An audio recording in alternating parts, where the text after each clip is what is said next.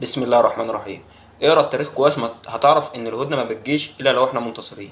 كلها ايام او شهور او حتى سنين، بس قليله عن اللي فات بكتير. وان شاء الله النصر قريب والارض هترجع لاصحابها.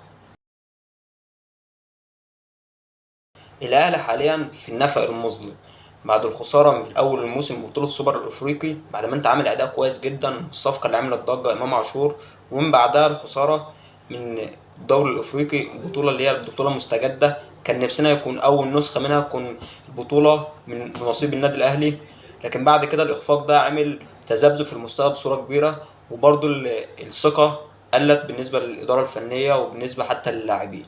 واللاعبين حاليا، الناس اللي عندها خبرات حتى زي علي معلول، متأثر بالهزيمة، خصوصا ان هو شايف نفسه متحمل جزء من الخسارة. جينا قبل كده في الموسم اللي فات، النتائج كانت كويسة جدا، بطولات بالكوم، بداية موسم بطولات جديدة، سواء كان السوبر المصري بالنظام الجديد، والسوبر الافريقي البطولة المستجدة. فقلنا هنعمل انجاز اكبر من الموسم اللي قبله، وناخد بطولات بالكوم، وناخد كمان ممكن نوصل لنهائي كاس عالم اندية اللي ما حققناهوش لبطولات كتير، رغم اننا اكتر فرق مشاركة في كاس عالم الاندية.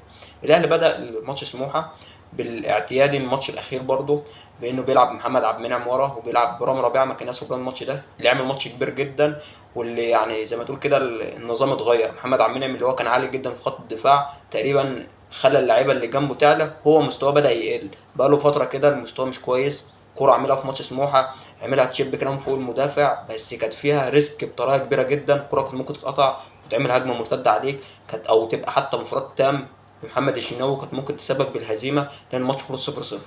عندك برضه ناحيه اليمين كبادئ باكرم توفيق مكان محمد هاني. اكرم توفيق طبعا مفيش جدال ان هو افضل باك يمين دفاعيا في مصر. اكرم توفيق عالي جدا، لانه في الاصل اصلا لاعب ارتكاز، لكنه عايز يطور من نفسه في جزئيات الخط الامامي، خصوصا في العرضيات. عندنا احمد فتحي. قبل كده احمد فتحي كان بالنسبه لنا لاعب قوي جدا، من افضل لعيبه باك يمين، لانه كان لاعب عنده جرينتا غير طبيعيه. وده متواجده برضه في اكرم توفيق، لاعب بامكانياته الدفاعيه عاليه جدا، لكن برضه كان فيه قصور، وكنا بنعاتبه كتير في العرضيات، وان هو ما بيطورش نفسه في جزئيه العرضيات. لكن حاليا انت خلاص احمد فتحي اعتبر خلص بالنسبه لمصر عموما، فشايفين ان احمد فتحي بيرجع تفتكر له الحاجات الكويسه، ان هو دفاعيا كان قوي، لكن اياميها كنا بنعاتب احمد فتحي هجوميا. ده بالظبط اللي بيحصل مع اكرم توفيق. ناحيه شمال علي معلول، بعد طبعا الرجوع بعد الاصابه، على معلول نتمنى له ان شاء الله ان هو يستمر. نتمنى برضو من كولر ان هو يفهم شويه ان علي معلول خلاص في نهايته. علي معلول محتاج ان هو تقلل المجهود البدني بتاعه شويه، انك حتى تخلي لعيبه من لعيبه خط الوسط تكون هي الاقرب لعلي معلول عن اكرم توفيق، او عن حتى محمد هاني لو هتلعبه ناحيه اليمين.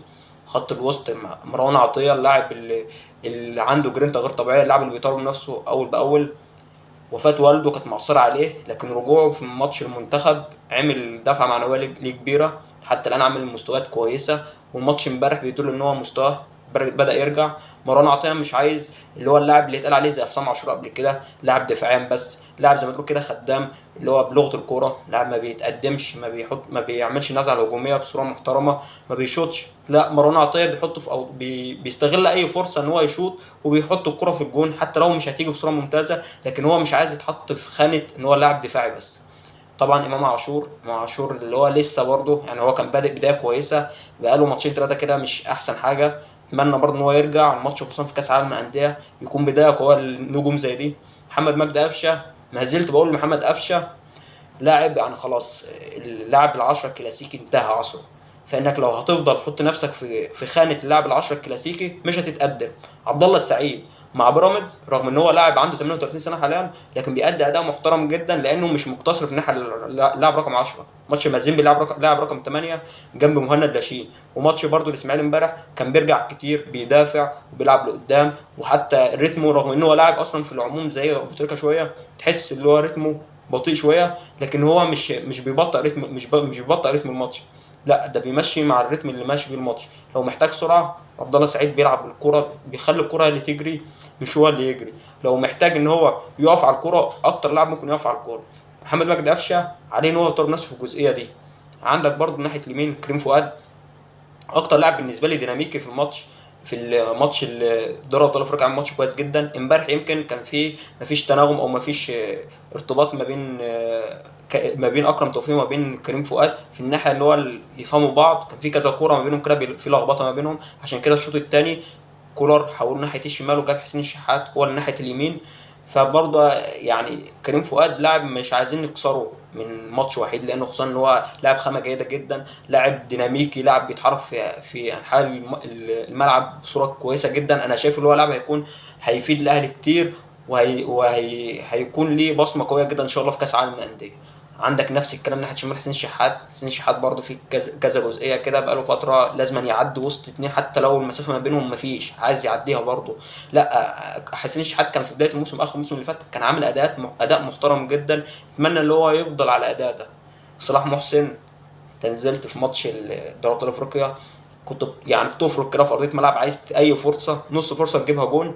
امبارح مفيش، اكترته الكرات العرضيات، رغم ان الاهلي لعب عرضيات بالكوم امبارح، رغم ان ما فيش ولا كوره منهم استفدنا منها، بس لعب عرضيات كتيره. طب انت ليه حتى ما تحاولش تطلع تعمل جامب في كذا كوره، بحيث انت لو جت كوره منهم على الاقل خالص جت جنب العرض جنب القائم الناس تفتكرها لك. لا صلاح محسن امبارح اكتريه الكرات العرضيه مش هو اللي بيطلع لها. صلاح محسن تحس ان هو مكسل، بينزل ماشي كتير وحريف ولاعب كويس، وممكن من اللعيبه اللي ممكن تلعب جناحات، لكن برضه ما كانش اداء كويس امبارح. الاهلي مجمله كان اداء مش كويس. اتمنى الاهلي يطلع من النفق المظلم اللي هو موجود فيه حاليا، وان شاء الله يكون بدايه العوده في كاس العالم للانديه، لان احنا لو لا قدر الله خسرنا من الاتحاد جده في حاله الاتحاد جده، وده يعني الاغلب ان هو يصعد ويلعبنا، هيكون صعب اكتر واكتر، لانك انت بعد البطوله دي على طول هتلعب كاس سوبر المصري، وهتلعب سيراميكا، وغالبا هتوصل نهائي قدام بيراميدز، وممكن تخسر نتيجه كبيره لان بيراميدز حاليا فريق عالي جدا جدا جدا.